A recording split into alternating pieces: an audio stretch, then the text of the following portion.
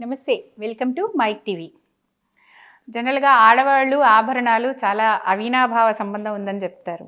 ఆభరణాలు లేకుండా ఆడవాళ్ళు ఉండరు అనేది మనకున్న కాన్సెప్టే. అయితే ఈ ఆడవాళ్ళు వేసుకునే ప్రతి ఒక్క నగ కావచ్చు, ఏదైనా ఒక ఎనీ కైండ్ ఆఫ్ అంటే మొహాన బొట్టు పెట్టుకోవడం దగ్గర నుంచి కాలికి వేసుకునే మువ్వల వరకు, పట్టీల వరకు ఏదో ఒక హెల్త్ బెనిఫిట్ ఉంది. దానివల్ల ఏదో మంచి జరుగుతుంది అనే ఒక ప్రచారం ఈ మధ్య కాలంలో ఎక్కువగా జరుగుతోంది. వాట్సాప్ మెసేజ్ల ద్వారా కానీ, ఇంకా any kind of social media ద్వారా. సో దీంట్లో ఎంతవరకు నిజం ఉంది? నిజంగానే మనం వేసుకునే ఆభరణాలు మన హెల్త్కి బెనిఫిట్ అవుతాయా? అది నిజమేనా, లేక ఇది జస్ట్ మూఢనమ్మకమేనా? దీని గురించి మాట్లాడడానికి ఆబ్వియస్లీ మన ప్రొఫెసర్ రామచంద్రయ్య గారు ఉన్నారు. సార్ నమస్కారం సార్. నమస్తే మేడం. సో ఇందాక చెప్పినట్టు యాక్చువల్లీ నగలు అనేది ఒక అంటే ఆడవాళ్ళ జీవితమే కాదు, యాక్చువల్లీ అందరూ మగవాళ్ళు కూడా వేసుకుంటారు నగలు. బట్ బిఫోర్ దాట్ బొట్టు అనేది ఎక్కువగా కంపల్సరీ బొట్టు పెట్టుకోవాలి, బొట్టు పెట్టుకోకపోతే ఇంకా బ్రహ్మాండం బద్దలైపోతుంది అనే లెవెల్లో మన పెద్దవాళ్ళు చెప్తారు. అఫ్కోర్స్ నేను క్రిటిసైజ్ చేయట్లేదు, కానీ అంటే నిజంగానే అంటే బొట్టు పెట్టుకోవడం వల్ల అక్కడ ఏదో ఆజ్ఞాచక్రము ఏదో సంథింగ్ ఉంది సార్, నాకు కరెక్ట్గా గుర్తు రావట్లేదు. ఆ చక్రం యాక్టివేట్ అవుతుంది అంటే యోగాలో చెప్పినట్టుగా. కాబట్టి కంపల్సరీ ఈ రెండు కనుబొమ్మల మధ్యలో బొట్టు పెట్టుకోవాలి. అట్లాగే ఇక్కడ గాజులు వేసుకోవడం వల్ల ఇక్కడ సమ్ నర్వ్ యాక్టివేట్ అయ్యి ఏదో జరిగిపోతుంది. కాలికి మువ్వలు పెట్టుకుంటే మన గైనిక్ రిలేటెడ్ ఇష్యూస్ ఏవి కూడా ఆడవాళ్ళలో నెలసరి సమస్యలు అలాంటివి పోతాయి, బాగవుతాయి. నడుముకి వడ్డాణం పెట్టుకుంటే ఇంకేదో జరిగిపోతుంది, ఇంకా చాలా ఉన్నాయి సార్ అలాంటివి, నాకు ప్రజెంట్ గుర్తు రావట్లేదు. కానీ సో నిజంగానే ఇలా ఆభరణాలు పెట్టుకుంటే, అంటే ఆభరణాలు ఈజ్ నథింగ్ బట్ మెటల్ కదా సార్. సో అంటే దాని కెమికల్ ప్రాపర్టీస్ చూస్తే నిజంగానే ఆ కెమికల్స్లో ఇలాంటి బెనిఫిషియల్ క్యారెక్టర్ ఏమన్నా ఉందా? సైంటిఫిక్గా ఏమన్నా దానికి రుజువులు ఏమన్నా ఉన్నాయా? ఆడవాళ్ళని ఆటబొమ్మలుగా లేకపోతే అలంకార వస్తువులుగా చూసేటువంటి సమాజంలో ఇవన్నీ కూడా వస్తుంటాయి మేడం, నిజం చెప్పాలంటే. మరి ప్రపంచంలో దాదాపు 750 కోట్ల మందిలో సుమారుగా 375 కోట్ల మంది స్త్రీలే ఉన్నారు. భారతదేశంలో ఒక 70 కోట్ల మంది ఉండొచ్చు. అది బాలికల స్థాయి నుంచి వృద్ధ స్త్రీల వరకు, మధ్య వయసు ఉన్నటువంటి వాళ్ళ వరకు ఉండొచ్చు.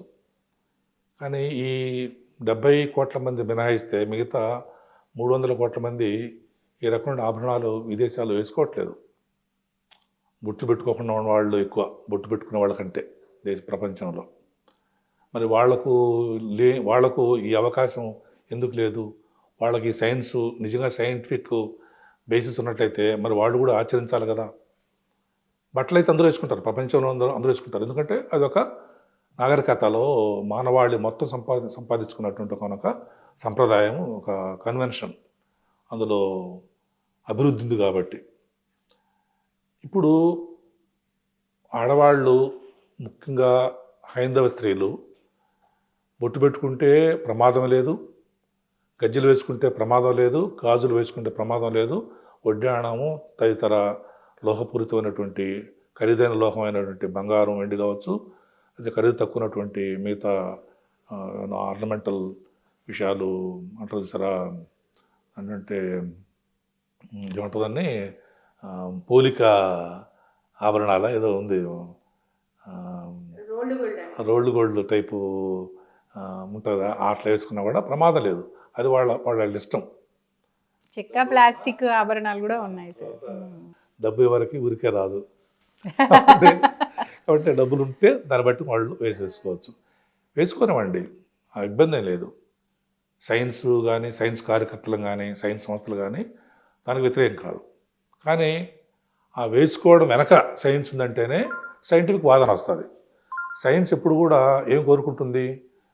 ఏదైనా ఒక వాదన వచ్చినప్పుడు ఆ వాదనలో వాస్తవం ఎంత, అవాస్తవం ఎంత అని పరీక్షించుకుంటుంది. రేషనాలిటీ ద్వారా పరీక్షించుకుంటుంది. ఒక మెథడ్ ఉంది, మెథడ్ ఆఫ్ సైన్స్ అని, శాస్త్రీయ విధానము, శాస్త్రీయ పద్ధతి అని ఒక పద్ధతి ఉంది. ఏంటి? పరిశీలన, ప్రశ్న, తర్వాత భావన, ప్రయోగము, సిద్ధాంతం అని కొన్ని దశల్లో సైన్స్ వస్తుంది. నిజంగానే ఇలాంటి అలంకారాల వల్ల ప్రయోజనం ఉంది అని ఎవరన్నా క్లెయిమ్ చేసినట్లయితే దాన్ని ప్రయోగపూర్వకంగా రుజువు చేసుకోవచ్చు. అటువంటి రుజువు చేస్తే ఆ రుజువులకు ఈ యొక్క వాదనకి ఏమాత్రం పొంతన లేదు. ఓకే, అంటే అలా ట్రై చేశారా సార్? అలాంటి రీసెర్చ్ జరిగిందా? చాలా చాలా ఈజీ మేడం, అది చాలా చాలా ఈజీ. ఏముంటుందండి, ఇప్పుడు నగ వేసుకున్నటువంటి స్త్రీ యొక్క ఋతుస్రావం యొక్క కాలగమనానికి నగ వేసుకున్నటువంటి స్త్రీ యొక్క ఋతు ప్రక్రియకి తేడా వచ్చినప్పుడు ఏం తేడా లేదనుకోండి, పీర్ గ్రూప్ స్టడీ లాగా. లేదా అదే స్త్రీకి 1 నెల నగ వేసుకొని, లేకపోతే 1 సంవత్సరం పాటుగా 4 నెలల పాటు నగ వేసుకొని ఇంకొక మిగతా 4 నెలలు నగ లేకుండా వేస్తే ఏమైనా తేడా వచ్చిందా? తేడాలు ఏమి లేవు. బొట్టు పెట్టుకొని కొన్ని రోజులు, బొట్టు పెట్టుకోకుండా కొన్ని రోజులు, 1 నెలలో 30 రోజులు ఉందనుకోండి, 15 రోజులు బొట్టు పెట్టుకోవద్దు, 15 రోజులు బొట్టు పెట్టుకో. నీ మానసికంగా కానీ మిగతా బాడీ లెక్కలు ఉంటాయి కదా మేడం. ఇప్పుడు కొన్నిటికి లెక్కలు ఉంటాయి కదా మేడం. జ్వరం వచ్చిందా, ఏమన్నా మనకేమన్నా రక్త కణాలు తగ్గినాయా, అనీమిక్గా ఉన్నారా, ల్యూకోసైడ్ పెరిగినాయా, టెంపరేచర్ పెరిగిందా, ఇంకేమన్నా డయాబెటిక్ థింగ్స్ తేడా వచ్చిందా, యూరిన్లో ఏమన్నా కొత్తగా ఎక్కువ ఈ యూరిక్ యాసిడ్స్ ఏమైనా వచ్చాయా, ఇట్లా కొన్ని పారామీటర్స్ ఉన్నాయి కదండి, డయాగ్నాస్టిక్ పారామీటర్స్. ఆ డయాగ్నాస్టిక్ పారామీటర్ చెక్ చేసుకోండి. తేడా ఏం లేనప్పుడు వీటి ప్రభావం లేనట్టే కదా. అట్లీస్ట్ స్ట్రెస్ లెవెల్స్లో అయినా తేడా రావాలి. ఎక్కడో చోట స్ట్రెస్ లెవెల్స్ అనేటువంటి ఒక సైకాలజిస్ట్ చెప్తాడు. ఇప్పుడు ఆమె బాగానే ఉందండి, ముఖానికి మాస్క్ కట్టుకోవాలి, లోపల బొట్టుందా లేదా తెలుసుకోకుండా డాక్టర్ చెప్పాలి. అంటే 1 రోజుల పాటు ఆ డాక్టరు బొట్టుందా లేదా చూడలేడు అన్నట్టు. ఒకసారి బొట్టు ఉంటుంది, ఒకసారి బొట్టు ఉండదు. దాన్ని బ్లైండ్ టెస్ట్ అంటుంటారు, డబుల్ బ్లైండ్ టెస్ట్ అని కూడా అంటారు. సైన్స్లో అది కామన్ అన్నట్టు. కండిషన్డ్ పరిస్థితులు అంటారు. ఒక ప్రయోగం చేసినప్పుడు కండిషన్స్ అంటారు. కొన్ని కండిషన్స్ పెట్టాలి. అలా పెట్టి ఆ యొక్క మానసిక వైద్యుడు తేడాలు కనుక్కుంటే, ఆ తేడాలు చెప్పినప్పుడు ఇప్పుడు ఈరోజు బాగాలేదండి అని అన్నప్పుడు వెంటనే పక్క తీసుకెళ్ళిపోయి ఆమె పరదా తీసేయాలి. తీసి నిజంగా ఆ రోజు ఆమె బొట్టు పెట్టుకోలేదండి, డాక్టర్ చెప్పిన దానికి పొంతన కుదిరింది అనొచ్చు. లేదు ఆ రోజు కూడా ఆమె బొట్టు పెట్టుకుంది అనుకోండి, ఈయనేమో ఆమె బాగాలేదండి, మనసు కొంచెం గాయపడింది అన్నాడు, కానీ ఆమె బొట్టు పెట్టుకొని ఉంది అంటే దానికి పొంతన లేదు కదా. ఇలా ఎన్నో పరీక్షలు చేసుకోవచ్చు. ఏదో వీళ్ళు అన్నారు కాబట్టి ప్రధానికి పరీక్షలు చేయరండి. కామన్ సెన్స్ ఏంటంటే ప్రధానికి మనం పరీక్షించాం. ఏమండి ఆయన శరీరంలో అయితే గుండు ఉంది, మీ శరీరంలో గుండు ఉందని ఎట్లా చెప్తారు మీరు నన్ను అడిగితే ఏం చెప్పాలి? నేను కోసుకోవాలా, కోసుకొని చూపించాలా? అంటే ఆ మొండివాదనలకి మనం పోవద్దు. ఆ మొండివాదన ఏంటంటే ఏంటి కార్యకారణ సంబంధం ఏంటి? ఇప్పుడు నిజమే, లోహము, బంగారం ఒక లోహము, మంచి ఉష్ణగ్రాహక శక్తి ఉంది, ఎలక్ట్రికల్లీ గుడ్ కండక్టారు, థర్మల్లీ గుడ్ కండక్టారు, మంచి వాహకము, మంచి అది విద్యుత్ వాహకము చెప్తాము. దీనికి ఋతుస్రావానికి సంబంధం అండి. ఋతుస్రావం అనేది ఒక హార్మోనల్ థింగ్స్. పర్టికులర్ ఏజ్లో రజస్వలైన అమ్మాయి మినోపాజ్ వచ్చేంత వరకు ఆ పీరియడ్లో వాళ్ళు ఈ ప్రకృతి ఇచ్చినటువంటి గొప్ప ఒక సాధనంగా, మాతృమూర్తిగా ఆమె సంతానాన్ని, మానవ జాతి ఒక మానవ మూర్తిని సమాజానికి అందించేటువంటి గొప్ప మాతృమూర్తి ఆమె. అందుకని ఈ ప్రకృతి సిద్ధంగానే ఆ లక్షణాలు ఆమెకు ఆపాదించబడ్డాయి. ఆ హార్మోనల్ ఎఫెక్ట్స్ వచ్చినప్పుడు అండం తయారు కావడము, ఆ అండం ఉపయోగపడకపోతే మళ్ళీ ఆ రక్తస్రావం జరగడం అనేది సాధారణం. ఒకవేళ ఆమె వివాహిత అయిపోయిన తర్వాత, భర్తతో ఆమె కలిసిన తర్వాత అప్పుడు ఫలదీకరణ జరిగితే ఆ అండము ఆ రకమైన సిగ్నల్స్ మెదడుకు వెళ్తాయి. ఆ రకమైన సిగ్నల్స్ మొత్తం బయాలజికల్గా వెళ్తాయి కాబట్టి ఋతుస్రావం ఆగిపోతుంది, నెలదెప్పిందండి అంటాము. అప్పుడు ఆమె గర్భిణి అయిందని అంటాం. ఇవన్నీ కూడా అంతర్గతంగా జరిగేటువంటి కొన్ని దైనందిన జీవపరమైన, ఫిజియలాజికల్ పరమైనటువంటి, జన్యుపరమైన, లైంగికపరమైనటువంటి చర్యలు. ఈ చర్యలకి బంగారానికి ఏం సంబంధం? ఎలా ప్రభావితం చేస్తుంది? Moreover most of this chemicals are organic chemicals అండి. అసలు ఆల్మోస్ట్ చెప్పాలంటే 99% of our biological actions are due to organic chemicals. సేంద్రియ రసాయనిక అణువులు, నిరింద్రియ రసాయనిక అణువుల ప్రమేయం చాలా తక్కువ. అంటే ఇనార్గానిక్ మెటల్స్, ఇనార్గానిక్. అసలు గోల్డ్ అనేటువంటిది, గోల్డ్ యొక్క ప్రమేయం అసలు ఉండదు మన శరీరంలో. గోల్డ్ ఏమాత్రం ఉండదు. ఐరన్ ఉంటుంది, మ్యాంగనస్ ఉంటుంది, జింక్ ఉంటుంది, కాపర్ ఉంటుంది, అవి చిన్న చిన్న అవి సోడియం చాలా ఎక్కువ ఉంటుంది, పొటాషియం చాలా ఎక్కువ ఉంటుంది, ఇవన్నీ ఉంటాయి. మిగతా non metals oxygen, nitrogen, sulphur, oxygen, phosphorus ఇవి చాలా ఎక్కువ ఉంటాయి. కాబట్టి ఈ గోల్డ్ వల్ల ప్రత్యేకంగా వచ్చే ధర్మం ఏంటి? తర్వాత మన వెండి కూడా అసలు ఉండదు మన శరీరం లోపల. మన శరీరంలో ఏమాత్రం లేనటువంటివి మన శరీరం మీద ప్రభావం కలిగిస్తాయంటే ఎలా అర్థమవుతుంది? మనకి అర్థం పర్థం లేనటువంటి ఆహారం. ఇక్కడ వెండి విషయంలో ఒకటి చెప్తారు సార్, అంటే స్పెషల్లీ వేడి చేయడం, అంటే శరీరం వేడి చేయడము, చల్లని శరీరము అనేది ఒకటి కాన్సెప్ట్ మాట్లాడుతూ ఉంటారు పెద్దవాళ్ళు. కొండకొచ్చో ఆయుర్వేదంలో కూడా అన్నట్టు నాకు గుర్తు. అయితే వేడి చేయడం, చలవ చేయడం శరీరానికి జనరల్గా ఈ నెలసరిలో ఉన్నప్పుడు, పీరియడ్స్ టైంలో ఉన్నప్పుడు కనుక ఒళ్ళు ఎక్కువ వేడి చేస్తే, శరీరం వేడి చేస్తే కనుక వాళ్ళకి ప్రాబ్లం ఎక్కువ అవుతుంది. అట్లాగే నార్మల్ కండిషన్లో కూడా ఇలా ఈ వైట్ డిశ్చార్జ్ లాంటి ప్రాబ్లమ్స్ ఎక్కువ ఉండే అవకాశం ఉంది వేడి చేయడం వల్ల అనే కాన్సెప్ట్ ఒకటి ఉంది. అయితే ఈ వెండికి, నాకు బంగారం గురించి నాకు I have no idea, but వెండికి మాత్రం చలవ చేసే గుణం ఉంది. కాబట్టి కాళ్ళకి వెండి మట్టెలు కానీ, కాళ్ళకి వెండి పట్టీలు కానీ వేసుకోవడం వల్ల అవి శరీరానికి చలవ చేసి ఇట్లాంటి వైట్ డిశ్చార్జ్ ప్రాబ్లమ్స్ కానీ, ఇతరత్ర ఈ నెలసరి ప్రాబ్లమ్స్ కానీ రాకుండా అడ్డుకుంటాయి అనే ఒక వాదన ఉంది సార్. అంటే నిజంగానే ఇది వెండికి అలాంటి లక్షణం ఏమైనా ఉందా? వాదన మాత్రమే, బేస్లెస్ వాదన. అది ఒక రకంగా చెప్పాలంటే అశాస్త్రీయ వాదన. వెండికి ఆ లక్షణాలు లేవు. అసలు చలవ, వేడి అనేది ఆధునిక వైద్య పరిభాషలో ఆ పదాలకి అర్థం లేదండి. చలవ అంటే ఏంటి, వేడి అంటే ఏంటండి? మామూలు పరిభాషలో చలవ అంటే కోల్డ్, వేడి అంటే ఎక్కువ ఉష్ణోగ్రత. మన శరీరంలో మన suppose to be 98.4 Fahrenheit degree ఉండాలి, లేదా అరౌండ్ 737 సెల్సియస్ టెంపరేచర్ ఉండాలి. అది ఆరోగ్యకరమైన మానవుడి యొక్క శరీర ఉష్ణోగ్రత. మన శరీరంలోనే కొన్ని భాగాల్లో తక్కువ ఉష్ణోగ్రత ఉంటుంది, కొన్ని భాగాల్లో ఎక్కువ ఉష్ణోగ్రత ఉంటుంది. సగటు ఉష్ణోగ్రత గురించి చెప్పారు. ఈ వేడి, చలవ అనే మాటలు కొన్ని ఆరోగ్య పరిభాషలో, కొన్ని థెరపటిక్ మెథడ్స్, ముఖ్యంగా ఆయుర్వేద పద్ధతిలో అవి వాడుతుంటారు. చల్లి అని వాడుతుంటారు, వాడుకోనివ్వండి, మనకు అభ్యంతరం లేదు. కానీ ఈ వెండికి ఈ చలవ చేసేటువంటి లక్షణం ఉంది. అంటే చలవ చేయడం అంటే ఏంటి అంటే ఏ రకంగా, దానికి వేడి అంటే ఏంటి? ఋతుస్రావం జరిగేటప్పుడు, లేకపోతే వాళ్లకు తెల్లబట్ట వచ్చేటప్పుడు ఇది వేడి అంటే దానికి అర్థం ఏంటి? టెంపరేచర్ ఎక్కువ ఉంటుందా? ఏముండదు. ఒక మామూలుగా పీరియడ్స్లో ఉన్నటువంటి స్త్రీకి ప్రత్యేకంగా ఎక్కువ టెంపరేచర్ ఉండదు. కాకపోతే కొన్ని because she's losing lot of blood కాబట్టి కొన్ని మానసిక పరమైనట్టు కొన్ని ఆందోళనలు, కొన్ని ఎమోషన్స్లో కొన్ని తేడాలు వస్తాయని చెప్పేసి అంటారు. That may be really true. కానీ అది కూడా కరెక్ట్ అనుకుందాం. దానికి వెండికి ఏం సంబంధం? ఈ వెండి ఎలా వెళ్ళి మానసిక ఆ యొక్క వికారాన్ని తగ్గించగలుగుతుంది? కాబట్టి ఇవన్నీ కూడా బేస్లెస్.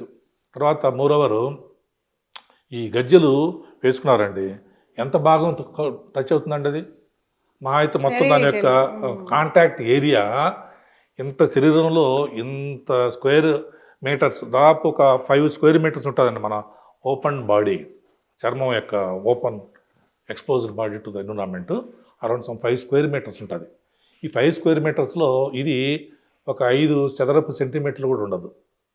అంటే లక్షలో ఒక భాగం, ఈ లక్షలో ఒక భాగం నుంచి మొత్తం అంతా కూడా వేడంతా కారిపోద్దంటే ఏమైనా అర్థం ఉందా? సో అది శాస్త్రానికి, శాస్త్రీయ విధానానికి లొంగదండి. వీళ్ళు ఏం చేస్తారంటే జన విజ్ఞాన వేదికలాంటి మా లాంటి వాళ్ళని, మాకు వచ్చిన ఇబ్బంది అండి. వీళ్ళు ఏం చేస్తారంటే, మీరు ఎందుకు హిందూ మతానికి సంబంధించినటువంటి ఆచారాలను ఎందుకు ప్రశ్నిస్తారు, మిగతా మతాలు ఎందుకు ప్రశ్నించరు అంటుంటారు. మిగతా మతాలు ఇవన్నీ కూడా మేము ప్రశ్నిస్తాం. కాబట్టి మాకు హిందూ మతం అంటే ప్రత్యేకమైనటువంటి అశ్రద్ధ కానీ, ప్రత్యేకమైనటువంటి ఒక వికర్షణ కానీ లేదండి.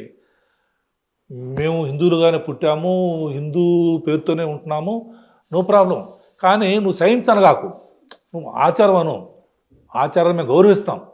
మీకున్న ఆచారాలని, సదాచారాలని చాలా చాలా స్నేహపూర్వకంగా ఒక మిత్రుడిగా, మిత్రభావంతో మేము గౌరవిస్తాం. బొట్టు పెట్టుకోండి, ఆభరణాలు వేసుకోండి, మీ ఇష్టం అది. కానీ దాని వెనకల సైన్స్ అని అనుకోండి, as a student of science we make a scientific argument. Science ఎప్పుడు వాదన కోరుకుంటుంది. అసలు చిన్న ఎగ్జాంపుల్ చెప్తాను, టైం మీరు ఉంటే. పరమాణువు గురించి ఒక పెద్ద ఆయన రూథర్ఫర్డ్ అని ఆయన ఒక ప్రయోగం చేశాడండి. వాళ్ళ గురువు గారు జేజే థామ్సన్, నోబెల్ ప్రైజ్ వచ్చిన ఆయనకి, ఎలక్ట్రాన్ యొక్క ఆవిష్కర్త. ఎలక్ట్రాన్ ఉంది అని కనుక్కున్న 1985లో 1996లో ఆయన ఎలక్ట్రాన్ ఆవిష్కరించాడండి. ఆయన శిష్యుడు జేజే థామ్సన్, ఆయన నోబెల్ ప్రైజ్ కూడా వచ్చింది. ఆయన శిష్యుడు రూథర్ఫర్డ్, ఆయన ఏం చేసి ప్రయోగం చేశాడు. వాళ్ళ గురుగారు ఏం చెప్పారు, పరమాణు అంతా కూడా ఒక పుచ్చకాయలాగా ఉంటుందని అన్నాడు. పుచ్చకాయ అయితే ఈ ప్రయోగం నిలబడాలని చెప్పేసి రూథర్ఫర్డ్ ఒక ప్రయోగం చేశాడండి. తన పేరే స్వర్ణపత్ర ప్రయోగం అని, గోల్డ్ లీఫ్ ఎక్స్పెరిమెంట్ అని అంటారు. మనకు అంత ఎవరు అవసరం లేదు. ఎందుకని ప్రయోగం చేశాడు ఆయన? మా గురుగారు చెప్పింది వాస్తవా కాదా తెలుసుకోవడం కోసం ప్రయోగం చేస్తే ఆ ప్రయోగ ఫలితాలు ఆ గురువు గారు చెప్పిన దానికి వ్యతిరేకంగా ఉన్నాయి. వ్యతిరేకంగా ఉంటే అది పూర్తిగా అసంభవము, తప్పు అని చెప్పేసి పరమాణు నమూనాని పూర్తిగా మార్చుకున్నారు. అటామిక్ స్ట్రక్చర్ వేరే అయిపోయింది. అంతకుముందున్నదేంటి, గుజ్జు, మనం పుచ్చకాయ కోసినప్పుడు గుజ్జు ఉంటుంది కదండి, ఆ గుజ్జు ధనావేశం, విత్తనాలు ఎలక్ట్రాన్లు అలా అనుకున్నారు. గుజ్జు ఎక్కువ ఆక్యుపై చేస్తుందా, విత్తనాలు ఎక్కువ ఆక్యుపై చేస్తాయండి స్పేస్ను పుచ్చకాయలో కదా. కానీ రూథర్ఫర్డ్ ప్రయోగం ఏం చెప్పింది, ఆ గుజ్జు ధనావేశం అన్నాడు. ధనావేశమే తక్కువ ప్లేసులు ఎక్కడో న్యూక్లియస్లు ఉంటుంది, ఎక్కువ భాగం 2000 రెట్లు ఎక్కువ ప్రాంతాన్ని ఎలక్ట్రాన్లు ఆక్యుపై చేస్తాయని పూర్తి విరుద్ధంగా చెప్పాడు. తిరుగుతాయని చెప్పన్నాడు. అంటే గురువుగారు చెప్పిన దానికి వ్యతిరేకంగా ప్రయోగ ఫలితాలు వచ్చినప్పుడు మార్చుకున్నారు లేదా అభిప్రాయాలని శాస్త్రవేత్తలు? అక్కడ ఆగిందా? ఆయన ఏం చెప్పాడు, మరి ఎలక్ట్రాన్లు ప్రోటాన్లు ఆకర్షించుకుంటాయి కదా, మరి ఎలక్ట్రాన్లు లోపల పోవాలి కదా, మరి బయట ఎందుకున్నాయంటే తిరుగుతాయని అన్నాడు. తిరుగుతున్నప్పుడు వాటి మధ్య ఈ అపలంబ బలం అంటే సెంట్రిఫ్యూగల్ ఫోర్స్ వచ్చేసి ఈ ఆకర్షణాన్ని అధిగమిస్తుంది అని చెప్పి అన్నాడు. మరి ఇంకొక వాదన వచ్చింది, తిరుగుతూ ఉంటే అది ఛార్జ్డ్ పార్టికల్ కదా, ఎలక్ట్రానిక్ ఛార్జ్ ఉంది కదా, తిరిగేటువంటిది. అంటే మీకు చిన్న విషయం, ఫిజిక్స్లో ఒక విషయం చెప్తాను. ఒక ఛార్జ్ ఉన్నటువంటి, ఇప్పుడు ఉదాహరణకి దీని ఛార్జ్ ఉంది అనుకుందాం, ఇది కదిలిందనుకోండి, కదిలితే వెంటనే రేడియేషన్ వస్తుందండి. కదలకుండా ఉంటే ఛార్జ్ ఎట్లా ఉంటుంది? ఛార్జ్ లేకపోతే వేరే విషయం, ఛార్జ్ లేకపోతే కదులుకో ఏం కాదు. నువ్వు ఛార్జ్ ఉంది అండ్ కదులుతున్నావు అంటే మాత్రం రేడియేషన్ వస్తుంది. రేడియేషన్ ఎనర్జీ, అంటే ఎనర్జీ ఎప్పుడు తిరుగుతుంది కదా. నువ్వన్నట్టు ఆకర్షణ పడకుండా, న్యూక్లియస్లోకి పోకుండా ఎలక్ట్రాన్లు తిరగడం వల్ల అపలంబ బలంతో ఆగిపోయినాయి అన్నావు కదా, తిరుగుతుంది కదా. మరి ఒక రుణావేశం ఉంది కదా, తిరుగుతున్నది రేడియేషన్ ఇవ్వాలి కదా, రేడియేషన్ ఇస్తే ఎనర్జీ కదా, ఎనర్జీ పోతే ఆటంలో ఇంకా ఎనర్జీ ఆడించింది అంటే మళ్ళీ కొత్త సిద్ధాంతాలు వచ్చాయి. ఇలా ప్రతిసారి విజ్ఞాన శాస్త్రము తనను తాను ప్రశ్నించుకుంటుందండి. నేను చెప్పింది కరెక్ట్ అవునా కాదా అని తనను తను ఆత్మావలోకనం చేసుకుంటుంది. ఆ నమ్రత, ఆ హ్యూమిలిటీ విజ్ఞాన శాస్త్రానికి ఉంది, మనుషులకు లేదు. తాము వాదించే వాదనకు వాస్తవికత ఉందా లేదా, తాము చెప్పింది సత్యమా సత్యదూరమా అని ఒక మీమాంస, ఒక సింహావలోకనం చేసుకున్నటువంటి సద్గుణము మనుషులకు లేదు. ఈ సోకాళ్ళు ఉంటారు చూసారా, అబ్స్కురాంటిస్ట్ భావాలు ఉన్నవాళ్ళు. అంటే ఏమిటిది, మూఢనమ్మకాలు, తిరోగమన భావాలు ఉన్న వాళ్ళకు ఉండవు, సైన్స్కి ఉంటుంది. అందుకనే సైన్స్ నువ్వు అన్నావనుకో, సైన్స్ స్టూడెంట్గా నేను ఆర్గ్యుమెంట్ చేస్తాను, చెప్పు ఎలా ఈ వెండి నాణ్యము, వెండి గొలుసు ఎలా చేస్తుంది. యాక్చువల్గా వెండి థర్మల్ కండక్టర్ కాదా సార్? వెండి is the best conductor out of all elements. అంటే ఇక్కడ అంటే నాకు అర్థమైంది, నేను ఎటు ఇది మాట్లాడలేదు, అంటే నా అవగాహనలో అంటే ఇట్లా కావచ్చు అని నేను ఐఎమ్ అజ్యూమింగ్ దట్ అంటే శరీరంలో ఉండే ఎక్కువ వేడిని వెండి గ్రహించి తీసేసుకుంటుంది కాబట్టి వేడి తీసుకుని ఎక్కడ ఎక్కువ పెట్టుకుంటుందండి? తీసుకుని ఎక్కడ పెట్టుకుంటుందండి? ఒక విషయం చెప్తాను చూడండి, మీరు మధ్యలో అడ్డుపడడానికి మీరు అనుకోవద్దు. అసలు రెండు పదార్థాలు కలిపినప్పుడు రెండు ఒకే టెంపరేచర్కి వస్తాయి. అది దాని పేరు ఒక సూత్రం. అది అది గ్రహించి తీసుకోవడం అంటూ ఉండదు, తీసుకుని అబ్జర్వ్ చేసి. రెండు టెంపరేచర్లు ఒకే ఉన్నప్పుడు ఇక ఏక ఉష్ణోగ్రత వస్తువుల మధ్య ఉష్ణ వినిమయం జరగదనేది ఒక సూత్రం. చల్లని వస్తువు వేడి వస్తువు నుంచి ఉష్ణాన్ని తీసుకుంది. అంత పెద్ద శరీరంలో ఉన్నటువంటి అంత ఉష్ణాన్ని అంత చిన్న గొలుసు తీసుకుంటే ఎక్కడ పెట్టుకుంటుంది? ఇంకా సేమ్ టెంపరేచర్ వచ్చేస్తుంది, బాడీ టెంపరేచర్ వచ్చేస్తుంది. బాడీ టెంపరేచర్ వచ్చిన తర్వాత ఇంకా ఉష్ణాన్ని తీసుకునే ప్రక్రియ ఆడుందండి. ఆ మెకానిజమే లేదు, ఆ యాంత్రికత లేదు కదా. అది దాని పేరే ఉష్ణగతిక శూన్య నియమం అంటారు దాన్ని. జీరోయత్ లా ఆఫ్ థర్మోడైనమిక్స్ అనేది ఒక నియమం. అది నిర్వివాదమైనటువంటి అంశం, ఒక సార్వత్రిక నియమం. సార్వత్రిక నియమం అంటే మేడం యూనివర్సల్ లా అంటాం. యూనివర్సల్ లా అంటే దానికి తిరుగుండదు, ఇంకా ఎక్కడైనా ఒకటేలా ఉంటుంది, ఎక్కడైనా ఒకటే. కాబట్టి రెండు ఒకే టెంపరేచర్ ఉన్న రెండు వస్తువులు మధ్య భౌతిక కాంటాక్ట్, భౌతిక స్పర్శ ఉన్నప్పుడు ఆ వస్తువుల మధ్య ఉష్ణోగ్రత తేడాలు రావు, సమ ఉష్ణోగ్రతకు చేరుకుంటాయి. మరి ఇప్పుడు ఎట్లాగుతుంది అది? ఇది చలవ చేస్తుంది అనడంలో అక్కడ అర్థం లేదు. సో అంటే ఈ ఆభరణాలైనా సరే ఏదో అందం కోసమో వాళ్ళ ఆసక్తి కోసమో ఇష్టం కోసమో పెట్టుకోవడమే తప్పితే ఏదో హెల్త్కి ఏదో బెనిఫిట్ అవుతుంది అనే దాంట్లో మాత్రం శాస్త్రీయత లేదు. కేవలం స్త్రీలని ఒక అలంకార వస్తువులుగా మార్చుకుంటూ వాళ్ళకి ఆభరణాలు వేయడము వచ్చింది, ఆయనే వచ్చాడంటాము, ఏమి వచ్చింది. సెల్ ఫోన్ ఉందా? ఉంది. భూమి ఉందా? ఉంది. కుర్చీ ఉందా? ఉంది. ఆమె ఉందా? ఉంది. అంటే వస్తువులకు ఇచ్చేటువంటి ఆ లైంగికతనే స్త్రీలకు ఆపాదించి ఉంది అని భాషలో వాడుతున్నారు తప్ప పురుషుడికి ఉన్నప్పుడు ఉన్నాడు అని ఎందుకు అంటలేదు? ఇంగ్లీష్లో షీ ఈజ్ దేర్ అంటారు, హీ ఈజ్ దేర్ అంటున్నారు కదండి. రెండు ఒకటే ఉన్నారు కదండి. కనీసం హిందీలో కూడా తేడా ఉంది. థీ థా అట్లా వస్తాయి. కానా కే థీ కే థా అంటే ఇప్పుడు నేను ఎందుకు చెప్తానంటే ఇవన్నీ కూడా మన ఆచారాల్లో ముఖ్యంగా మనుధర్మ శాస్త్రం ఆచరణకు వచ్చిన తర్వాత స్త్రీలు తక్కువ. ఏ మతం తీసుకున్నా కూడా, కేవలం హిందూ మతం కాదు, హిందూ మతంలో కొంచెం స్త్రీలకు ఎక్కువ గౌరవం ఉంది. వేరే మతాల్లో మరింత తక్కువ చేసేటువంటి దుస్సంప్రదాయం ఉందండి. అంటే వాళ్ళను ఇప్పుడు గోడ ఉందండి, ఎందుకు మీరు పెట్టుకున్నారు? ఇట్లా వస్తువు కాబట్టి అలంకారం కోసం పెట్టుకున్నారు.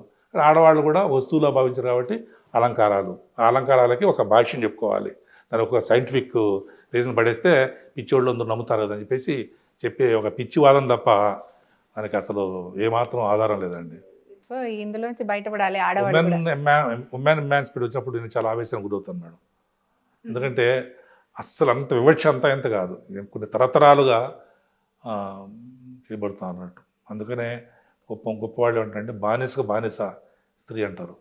ఆల్రెడీ పురుషుడు బానిసగా ఈ సిస్టంలో ఉన్నాడు, ఆయన కింద మళ్ళీ బానిసగా ఏముంటుందని బానిస స్త్రీ అని.